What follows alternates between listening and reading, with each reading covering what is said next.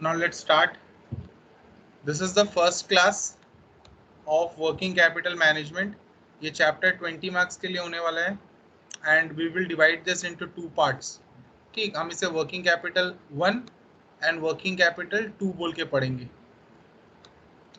इसके यूनिट 1 में हम वर्किंग कैपिटल के बारे में एज अ होल पढ़ने वाले हैं एंड इसके यूनिट 2 में हम वर्किंग कैपिटल के कंपोनेंट मैनेजमेंट्स के बारे में पढ़ने वाले हैं, जिसे हम management of inventory, management of debtors, management of creditors बोलकर पढ़ेंगे. क्लियर? एंड नाउ सबसे पहला वर्किंग कैपिटल क्या होता है. लाइक हमने बचपन से पढ़ा है from the very start of your commerce education. आपने ये पढ़ा था कि working capital is nothing but a difference between current assets and current liabilities. जब हम करंट एसेट्स से करंट लाइबिलिटीज को माइनस करते हैं तो उसे हम वर्किंग कैपिटल कहते हैं. ठीक, तो जनरली हम ये जानते हैं, यहाँ से देखिएगा क्या जनरली हमने जनरली जाना कि जो सर्कुलेटिंग कैपिटल होता है ना, जो बिजनेस को चलाने के लिए इस्तेमाल किया जाता है या किसी भी इंटरप्राइज को वर्किंग कंडीशन में लाने के लिए यूज किया जाता है, उसे हम वर्किंग कैपिटल कहते हैं. क्या कहते हैं उसे हम? Working capital. This is the first important area. ये जेन्युइन सेंस में हम वर्किंग कैपिटल के बारे में जानते हैं. मतलब वर्किंग कैपिटल का वो हिस्सा है जो बिजनेस को चलाने के लिए या मैनेज करने के लिए यूज किया जाता है. Clear? This capital circulates from cash to cash repetitively in a circular manner, and this period in which a cash converts itself back into cash is regarded as operating cash cycle. क्या कहते हैं इसे हम? Operating cash cycle. मतलब जैसे मान लो हमारे पास कुछ पैसे है, मैं आपको दिखा रहा हूँ. सपोज आपके पास एक कैश है, आपने उस कैश को, मान लो आपके पास कैश था, आपने इस कैश को एक बिजनेस में इनपुट दिया और इससे रॉ मटेरियल्स खरीदे. ठीक, फिर क्या हुआ? आपने इस रॉ मटेरियल को प्रोसेस करके WIP बनाया. ठीक, WIP फिर कंप्लीट होने के बाद किस में कन्वर्ट हो गया? फिनिश गुड्स में, FG में. आपने फिनिश गुड्स को उधार में डेटर्स को बेचा. किन्हें बेचा? डेटर्स को. और डेटर्स ने फिर आपको वापस पैसे दिए. फिर उस पैसे से वापस रॉ मटेरियल खरीदेंगे, वापस WIP बनाएंगे, वापस फिनिश गुड्स होगा, फिनिश गुड्स डेटर के पास जाएगा एंड वापस कैश हमें मिलेगा. इस प्रोसेस को हम ऑपरेटिंग कैश साइकिल कहते हैं. क्या कहते हैं? Operating cash cycle. क्लियर? तो वर्किंग कैपिटल क्या होता है? वर्किंग कैपिटल वो सर्कुलेटिंग कैपिटल होता है जो बिजनेस को चलाने के लिए या एंटरप्राइज को वर्किंग कंडीशन में रखने के लिए जरूरी होता है. Now we can define working capital as excess of current assets over current liabilities. किस तरह से डिफाइन कर सकते हैं हम कह सकते हैं that working capital is the excess of current assets over current liabilities. This is the genuine sense of working capital जो हमने बचपन से पढ़ा था, and we can represent this with the in the form of this equation. हम इसे इस equation के फॉर्म में क्या कर सकते हैं? रिप्रेजेंट कर सकते हैं.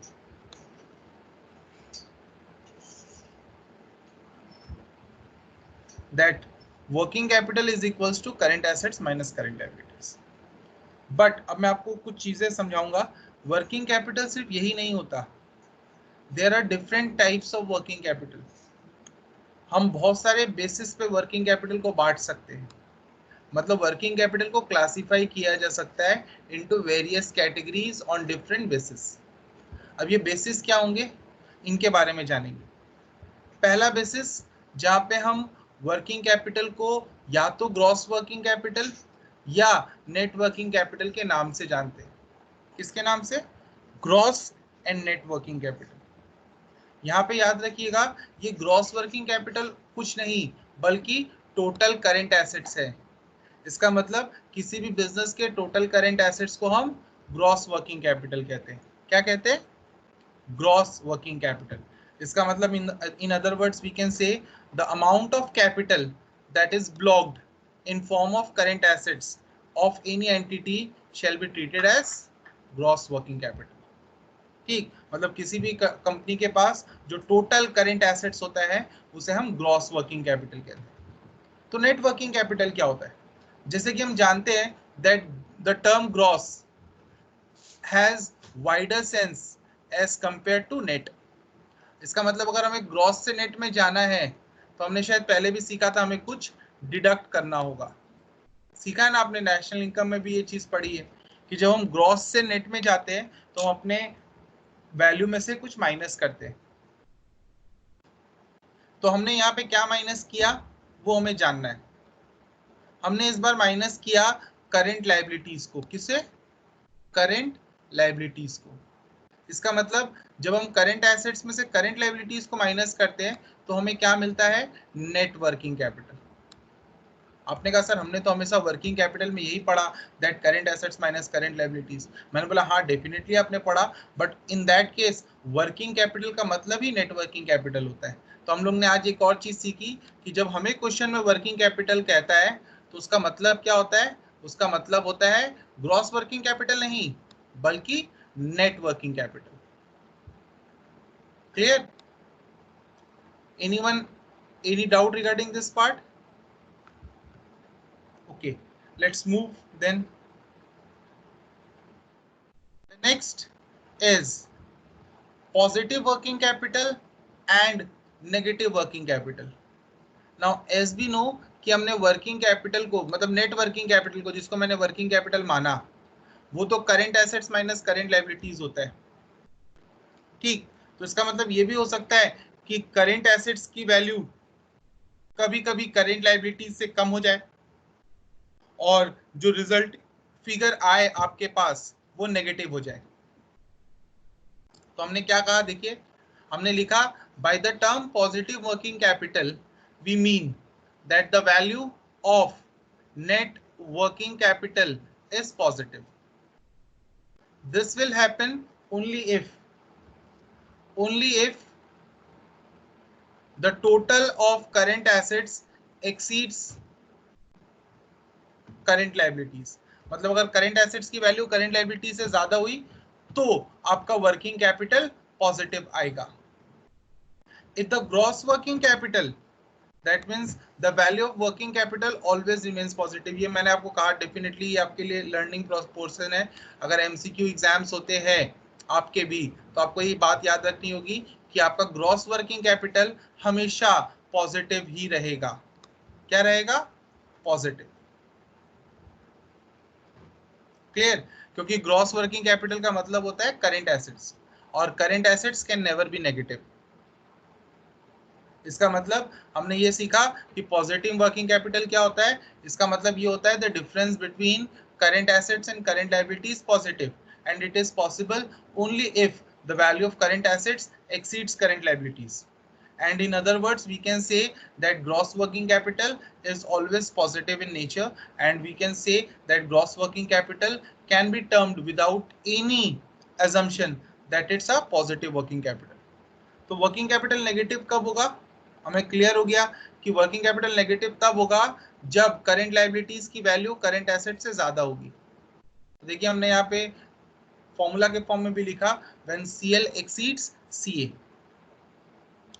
नोट रखिएगा working capital can be negative only if fixed assets are financed through short term sources.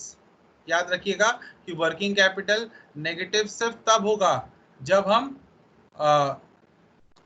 अपने फिक्स एसेट्स को किससे फाइनेंस करेंगे? शॉर्ट टर्म सोर्सेस से। शॉर्ट टर्म सोर्सेस का मतलब होता है कि हमने सारे फिक्स एसेट्स किन पैसों से खरीदे हुए हैं? शॉर्ट टर्म बोरोइंग से। ठीक, किससे खरीदे? शॉर्ट टर्म बोरोइंग से। तब ऐसा होता है कि हमारा वर्किंग कैपिटल क्या हो जाए? नेगेटिव। क्लियर? ऐसा क्यों होगा? क्योंकि भैया उस केस में हमारा सारा एसेट्स का वैल्यू करेंट एसेट्स में नहीं जाकर बल्कि किस में चल जाएगा? फिक्स एसेट्स में। बट हमारी करंट लायबिलिटीज बढ़ेगी क्योंकि हमने सोर्सेस कहां से यूज किए? शॉर्ट टर्म फाइनेंस से। तो अब देखो आप करंट एसेट्स को मतलब मान लो मैं कुछ ऐसा लिख रहा हूं ध्यान से देखिएगा, सपोज आपका करंट एसेट्स था 40 और करंट लायबिलिटीज था 30, आपका नेट वर्किंग कैपिटल कितना आ रहा था 10। नाउ क्या हुआ, मान लो कंपनी ने 30 रुपए उधार लिए शॉर्ट टर्म लोन के फॉर्म में और इससे एक फिक्स एसेट्स खरीद लिया। इसके कारण क्या होगा, आपका करंट एसेट्स तो 40 का 40 रह जाएगा, बट आपका करंट लायबिलिटीज बढ़कर 50 रुपए हो जाएगा। एज ए रिजल्ट आपका जो करंट मतलब नेट वर्किंग कैपिटल आएगा दैट विल बी -10। समझ में आया मैंने नोट में क्या लिखा है और क्यों लिखा है? अब क्लियर है इस एग्जाम्पल के बाद कि ऐसा क्यों हो रहा है? Next,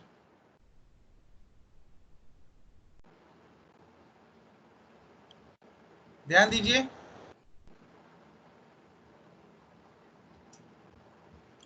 next is fixed working capital versus variable working capital. ठीक है, इसे भी हम समझेंगे कि फिक्स्ड वर्किंग कैपिटल क्या होता है, वेरिएबल वर्किंग कैपिटल क्या होता है।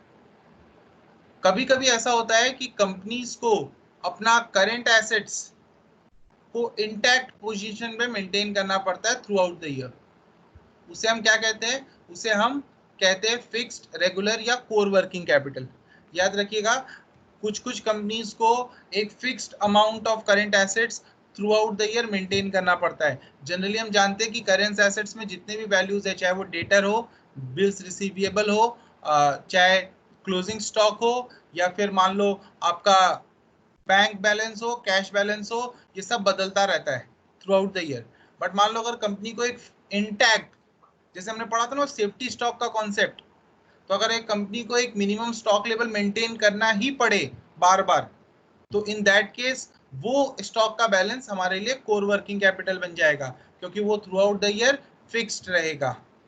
और वेरिएबल वर्किंग कैपिटल क्या होता है? ये सीजनल फ्लक्चुएशंस के कारण आता है, specially in case of seasonal business where working capital requirement fluctuates, and hence उसे हम वेरिएबल वर्किंग कैपिटल या सीजनल वर्किंग कैपिटल कहते हैं।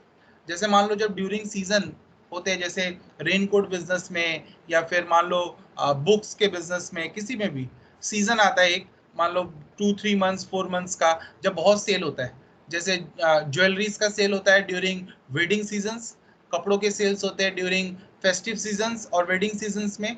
ठीक, तो ये इनका सीजन है, इस टाइम इन्हें एक वर्किंग कैपिटल ज्यादा चाहिए होती है, ज्यादा का स्टॉक मेंटेन करना पड़ता है, ज्यादा का कैश मेंटेन करना पड़ सकता है, हो सकता है ज्यादा का डेटर मेंटेन करना पड़ता है, उधार बहुत बेचना पड़ता है उस समय, तब उस समय उनका वर्किंग कैपिटल वेरिएबल कॉन्सेप्ट के साथ आएगा। ठीक, the last is temporary working capital and permanent working capital. This difference is based on the tenure of working capital. याद रखिएगा, ठीक है, ये टेन्योर के बेस पे, मतलब टाइम पीरियड के बेसिस पे है। The minimum level of working capital should be maintained throughout the year to ensure uninterrupted course of business. उसे हम क्या कहते हैं? उसे ही हम कहते हैं परमानेंट वर्किंग कैपिटल। एंड कभी कभी मार्केट डिमांड में वेरिएशंस होने के कारण जब आपके रॉ मटेरियल में, डब्ल्यूआईपी में, फिनिश गुड्स में फ्लक्चुएशंस देखे जाते हैं, तो उससे जो वर्किंग कैपिटल जनरेट होता है उसे हम क्या कहते हैं? उसे हम टेम्पररी वर्किंग कैपिटल कहते हैं, क्योंकि वो सिर्फ एक समय के लिए आपको चाहिए होता है, बार बार नहीं। सीजन चला जाएगा फिर आपको वो एक्स्ट्रा पैसे रिक्वायर्ड नहीं होंगे। Clear?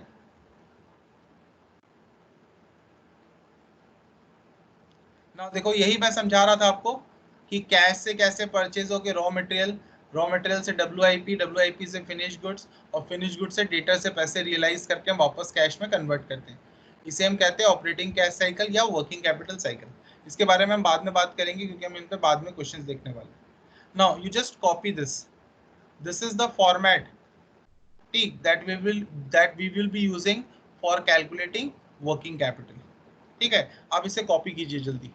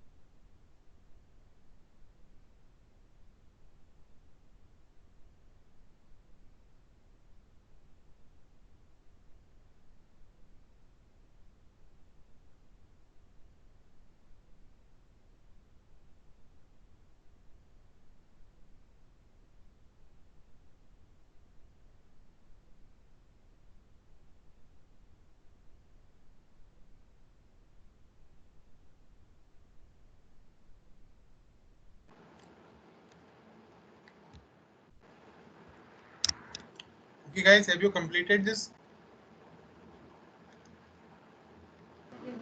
Yes. Okay. Now we shall move forward. आपने देखा हमने क्या किया, हमने फॉर्मेट में सबसे पहले सारे करंट एसेट्स लिख लिए वन बाय वन, उन्हें ऐड किया तो टोटल को हम क्या कह रहे थे, ग्रॉस वर्किंग कैपिटल।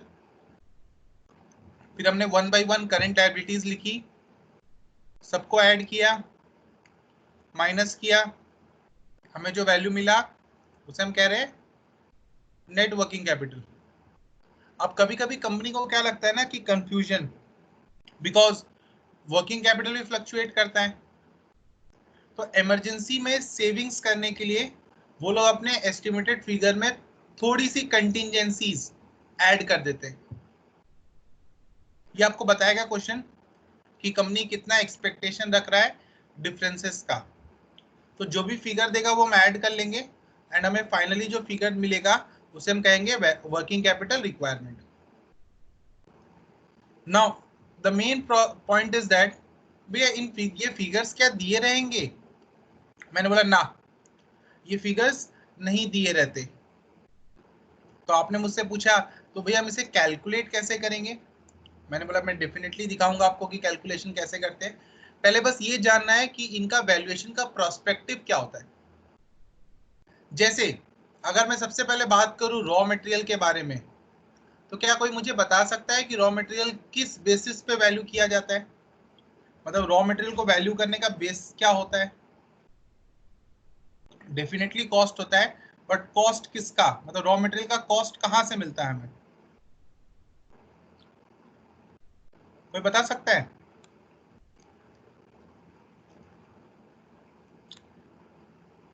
कहां से मिलता है हमें, परचेज से।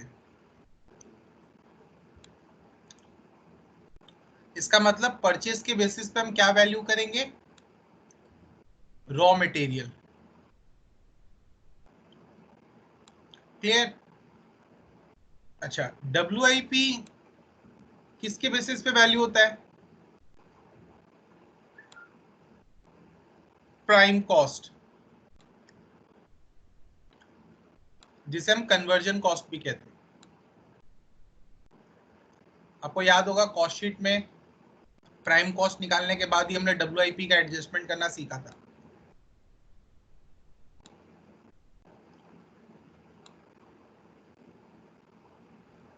ओके, नाउ फिनिश्ड गुड्स किसके बेसिस पे वैल्यू होता है, COP।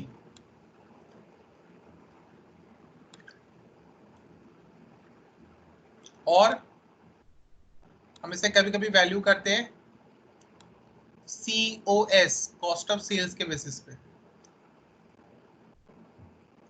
डेटर किसके बेसिस पे वैल्यूड होता है, सर ये वैल्यूड होता है क्रेडिट सेल्स के बेसिस पे।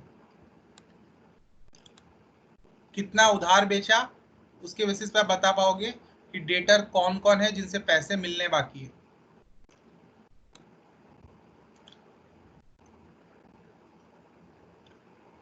ठीक, ये दोनों आइटम वैल्यूड होते हैं लैग के बेसिस पे, मतलब कितने दिन का उधार मिला या आप कितने दिन पहले पेमेंट करते हो। ये आपके पॉलिसीज होंगे पेमेंट करने के, तो ये पेमेंट पॉलिसीज के बेसिस पे हम कैलकुलेट करना सीखेंगे। ठीक, तो you can right rather lag के बदले आप यहाँ पे लिख लेना पेमेंट पॉलिसीज आपकी कैसी है।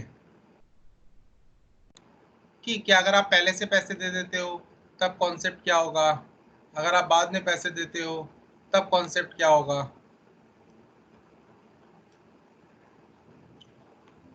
ठीक, उसी तरह से अगर मैं ट्रेड पेबल्स के बारे में बात करूं तो इसे हम वैल्यू करते हैं on the basis of credit sales, sorry credit purchase, क्योंकि इसके अंदर क्रेडिटर होता है और बीपी होता है, और दोनों वो लोग हैं जिन्हें हमें पैसे देने हैं।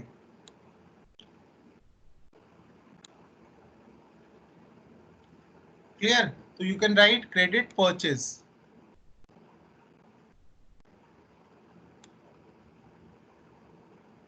एंड दिस टू आइटम्स ये वैल्यूड हो गए लैग इन पेमेंट के कारण, मतलब कितने दिन बाद हम पैसे देते। लैग का एक्चुअली मतलब होता है कि कितने दिन बाद दिया, तो ये लैग इन के बेसिस पे वैल्यूड होंगे। अब आपने मुझसे पूछा कि सर सिर्फ परचेज अगर पता हमें कि कितना परचेज किया तो उसके बेसिस हम रॉ मटेरियल का स्टॉक निकाल सकते हैं। मैंने बोला एक्चुअली हम यहाँ पे चेक करेंगे, ठीक है, कि जब रॉ मटेरियल हम वैल्यू कर रहे होंगे तो परचेज प्राइस क्या था, मतलब परचेज कितने में किया था, या ये कॉस्ट ऑफ, जिसे हम कभी कभी लिखते हैं cost of raw material consumed. कभी कभी हम इसको किस बेसिस पे लिख सकते हैं, cost of raw material consumed. तो आप यहाँ पे ऐड कर लीजिएगा कि जब cost of raw material consume नहीं पता होगा तो हम परचेज के बेसिस पे करेंगे, ठीक। तो इन दैट केस कभी कभी ये रॉ मटेरियल स्टॉक का वैल्यू और क्रेडिटर का वैल्यू सेम आता है। Cost of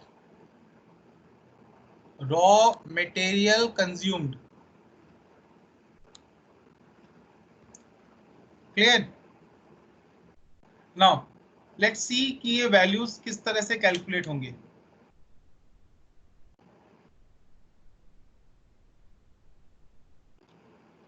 Just see this. Just put the heading how to calculate these figures. These figures means figures of current assets and current liabilities.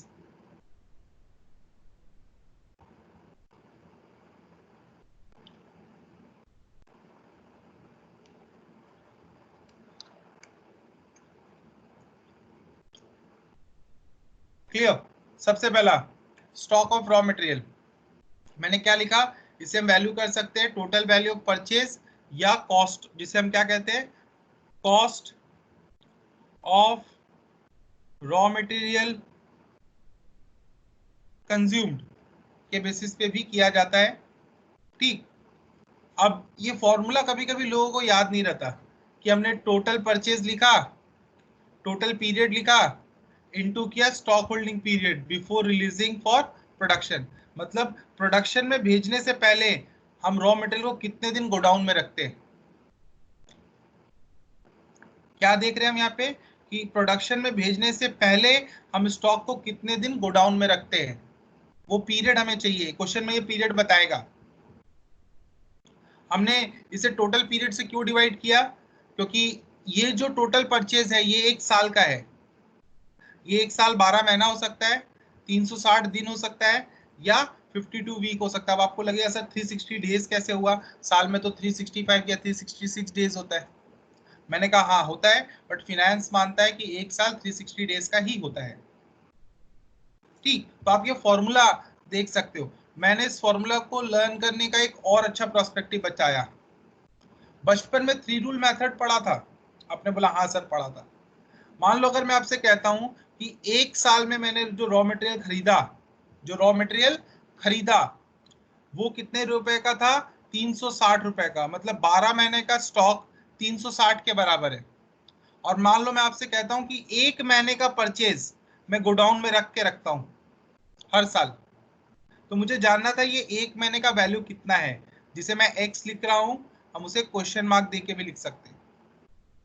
आपने कहा sir हमने तो बचपन में पढ़ा था, टीचर ने सिखाया था क्रॉस मल्टीप्लाई करेंगे। तो अगर क्रॉस मल्टीप्लाई करेंगे तो इसे कैसे लिखेंगे, इसे लिखेंगे 12x is equals to 360 into 1। आपने बोला हाँ। मैंने बोला फिर क्या लिखेंगे, हम लिखेंगे x equals to 360 into 1 divided by 12। आपने बोला हाँ। मैंने बोला देखो ये फॉर्मूला में कन्वर्ट हो गया। हमने ऊपर में क्या लिखा, न्यूमरेटर में 360, that was the value of total purchase. हमने डिवाइड किससे किया, 12 से, that was the total period. हमने मल्टीप्लाई किससे करके रखा है, 1 से, that was the stock holding period before releasing for production. समझ में आया आपको? Please reply guys. हाँ भाई। Yes, sir. Okay, now see the next one. The next is stock of WIP. याद रखिएगा हम WIP को वैल्यू करते हैं on the basis of processing time. मतलब कितना समय लगता है रॉ मटेरियल को फिनिश गुड्स में कन्वर्ट करने में। क्या लिखा मैंने? Time required to convert input into finish goods, इसे हम कहते हैं प्रोसेसिंग टाइम। नाउ मैंने जैसे कि कहा आपको कि हम फैक्ट्री कॉस्ट या प्राइम कॉस्ट के बेसिस पे WIP को वैल्यू करेंगे। किसके बेसिस पे? फैक्ट्री कॉस्ट, या दोनों अलग होते हैं, आपको ये बात पता है। बट अगर प्राइम कॉस्ट ना दिया हो तो आप फैक्ट्री कॉस्ट के बेसिस पे भी कैलकुलेशन कर सकते हो, ठीक। क्योंकि शायद आपको पता है कि कॉस्ट शीट के अंदर ओपनिंग और क्लोजिंग WIP का एडजस्टमेंट करने के पहले हमारे पास जो टोटल फिगर होता है उसे हम ग्रॉस फैक्ट्री कॉस्ट कहते हैं। क्या कहते हैं? Gross factory cost. आपको याद होगा, मैं आपको दिखा सकता हूं, ठीक है। यहां कुछ है, देखिए आप, ये कॉस्ट शीट का एक फॉर्मेट था। यहां पे हमने प्राइम कॉस्ट देखा लिखा हुआ। अगर मैं इस 1 लाख को बाहर ले जाके ऐड करता तो ये जो फिगर आ रहा था 4,75,000, इस फिगर को हम कहते हैं gross working capital, gross factory cost. क्या कहते हैं? Gross factory cost. और ये जो फिगर आया इसे कहते हैं हम नेट फैक्ट्री कॉस्ट। फिर वही बात होती है, फैक्ट्री कॉस्ट का मतलब हमेशा नेट होता है, इसीलिए मैंने सिर्फ इसे ही फैक्ट्री कॉस्ट लिखा। अदरवाइज मैं यहाँ पे भी ऊपर एक फैक्ट्री कॉस्ट लिख सकता था। मैं आपको दिखा रहा हूँ, मैंने लिखा है, ये देखिए। हमने प्राइम कॉस्ट निकाला, फैक्ट्री ओवरहेड ऐड किया, हमें मिला ग्रॉस फैक्ट्री कॉस्ट। फिर हमने ओपनिंग क्लोजिंग WIP एडजस्टमेंट की, हमें मिला नेट फैक्ट्री कॉस्ट। तो इसका मतलब मैं WIP को फैक्ट्री कॉस्ट या प्राइम कॉस्ट दोनों में से किसी एक के बेसिस पे वैल्यू कर सकता था, क्योंकि यही दो फिगर होते हैं जो इमीडिएटली बिफोर WIP हमें दिखाई दे रहे होते हैं, ठीक है। तो चलिए हम लोग बैक आते हैं अपने एरिया में जहां पे हम थे। हम WIP के बारे में बात कर रहे थे। आप इस पार्ट को कंप्लीट कीजिए।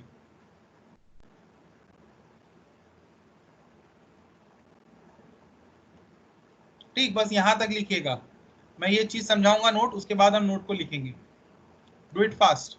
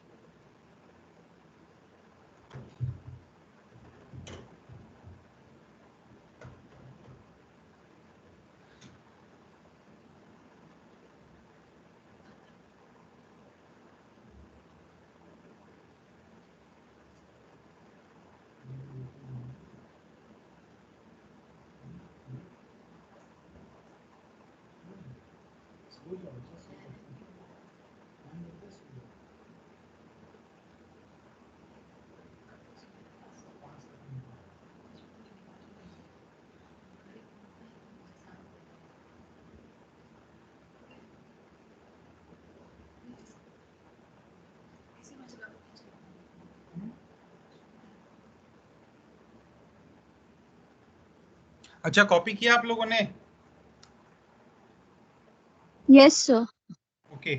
नाउ ये चीज ध्यान से देखिए, this is a very important note कि जब हम फैक्ट्री कॉस्ट कैलकुलेट कर रहे होंगे ना, उस समय हमें हमेशा कंसिडर करना हो इक्विवेलेंट यूनिट्स। अब आप पूछोगे इक्विवेलेंट यूनिट क्या होता है? मैंने कहा आपसे कि हमने प्रोसेस कॉस्टिंग पढ़ी थी, याद है आपको? हम इनकम्प्लीटेड यूनिट्स को उनके इक्विवेलेंट कंप्लीटेड यूनिट्स में कन्वर्ट करते थे। क्या करते थे हम इनकम्प्लीटेड यूनिट्स को उनके इक्विवेलेंट कंप्लीटेड यूनिट्स में कंप्लीट करते थे। लाइक आपने वो व्हाट्सएप वाला मैसेज पढ़ा होगा ना, कि मान लो आपके पास 4 टैबलेट्स है, 2 बुखार की 2 सर्दी की। अगर आपको एक बुखार और एक सर्दी की टैबलेट खानी हो तो कैसे खाएंगे? आपने कहा सर हम 2 टैबलेट को चार सॉरी था कि 4 टैबलेट्स है, 2 सर्दी की और 2 बुखार की खानी है, तो आप कैसे खाओगे? आपने कहा भाई हम चारों को आधा आधा तोड़ देंगे और 4 आधी पीसेस खा लेंगे, तो डेफिनेटली हमने एक बुखार और एक सर्दी की टैबलेट खा ली। तो उसी तरह से मतलब अगर मैं ये कहता हूँ कि 2 half glasses is equivalent to 1 full glass, आपने बोला हाँ डेफिनेटली। मैंने कहा मान लो 2 half completed shirts are equivalent to 1 completed shirts, you said yes.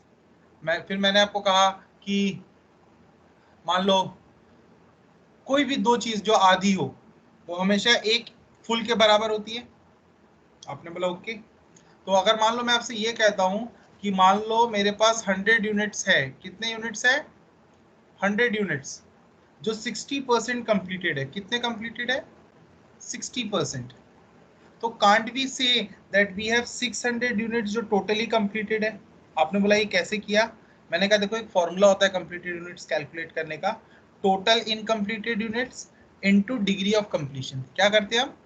Total completed units into degree of completion, मतलब वो कितना काम हो गया है। शायद आपको याद होगा हमने प्रोसेस में इस चीज को पढ़ा था, वो बनाते समय EQP इक्विवेलेंट प्रोडक्शन यूनिट का हम एक टेबल बनाते थे, ठीक, जब हम WIP वैल्यूएशन करना सीखते थे। ये सेम उसी चीज का कॉन्सेप्ट है। तो हमने क्या सीखा?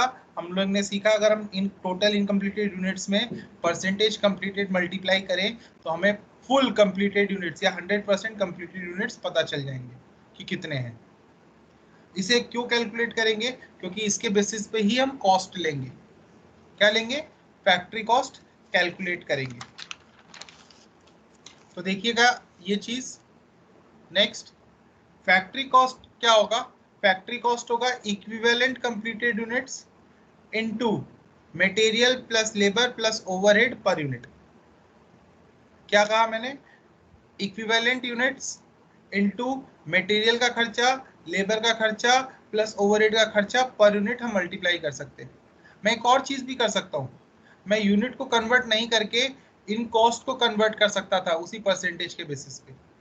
ठीक, मैं करके दिखाऊंगा जब मैं क्वेश्चंस करूंगा क्लास में, तो आपको समझ में आएगा कि ये 2 प्रोस्पेक्टिव्स में क्या बात कर रहा था।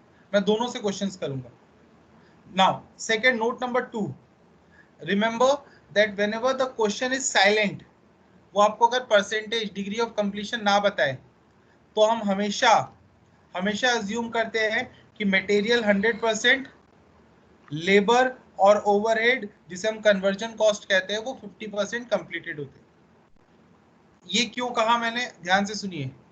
मान लो आप दर्जी को एक कपड़ा देते हो सीलने के लिए, और आप उससे मांगने जाते हो कि भैया मेरा कपड़ा सील दिया आपने, और वो कहता है कि नहीं भैया अभी सीलना बाकी है।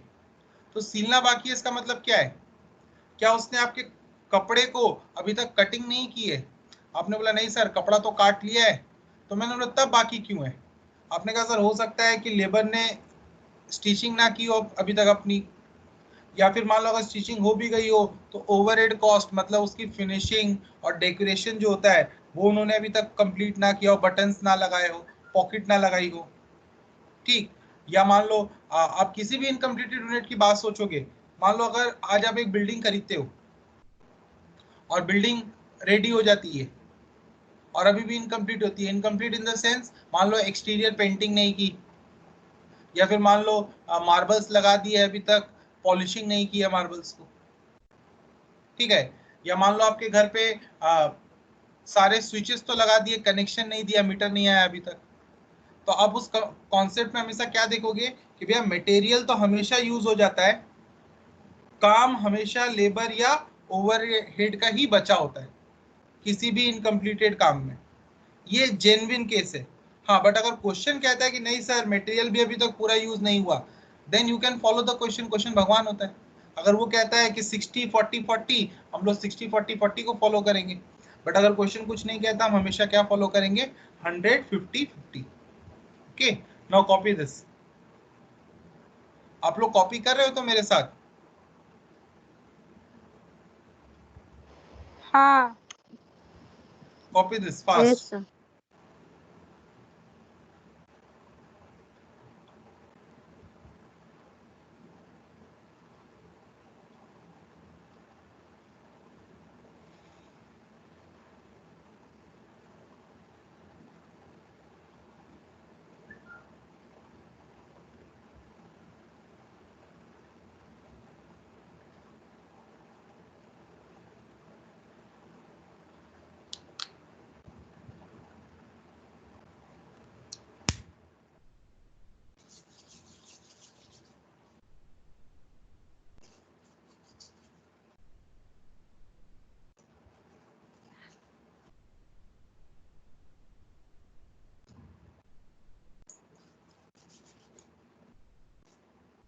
अच्छा, हम लोग सेम क्लास के साथ कंटिन्यू करेंगे कल।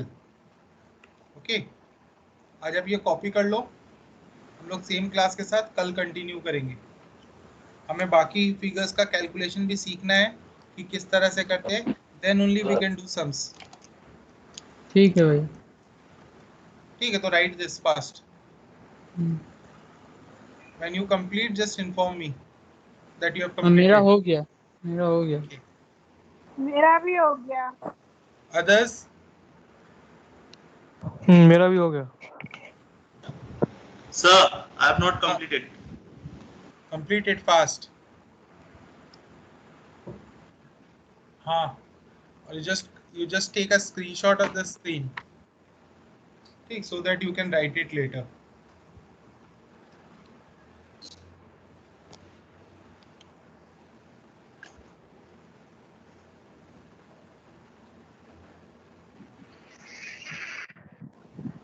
Okay.